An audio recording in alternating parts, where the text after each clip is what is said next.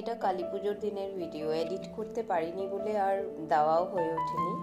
আমি আর ছেলে বের হয়ে পড়েছিলাম মন্দিরে, মায়ের মন্দিরে যাচ্ছি ভোগ দেওয়ার জন্য।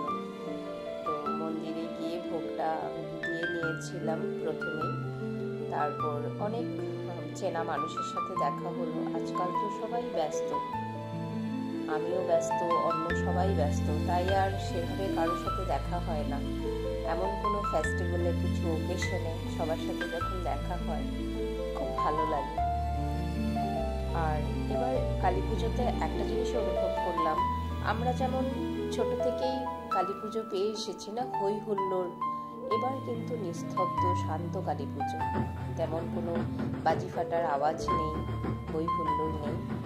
মন্দির থেকে বের হয়ে এটা একটা পুজো প্রাঙ্গণে এসেছি। এখানে জগন্নাথের রথ বানিয়েছে, ভিতরেও গিয়েছিলাম, মায়ের বিগ্রহটাকে ঠিকঠাক করছিল, সেখানে আর ফটো তুলিনি। এখানে ঢাকেও আমাদের সেই জবিনদাকেই লাগিয়ে রেখেছে। তারপর এই মন্দিরটা, এই পুজোটার যেটা রাস্তাটা, এটাও খুব সুন্দর করে সাজিয়েছিল, সেটাও দেখে ভালো লাগলো। এখান থেকে বের হয়ে আমরা আরেকটা পুজোতে গিয়েছিলাম। সেই পুজোটার মধ্যেও জুবিনদার ফটো যেটা লাগিয়েছে, ছোট্ট মন্দির মতো করে বানিয়ে রেখেছিল। এটাই মেইন অ্যাট্রাকশন, এটাই হয়ে আছে, তো ভালো লেগেছে। এখানেও মায়ের বিগ্রহ ঠিকঠাক করছিল।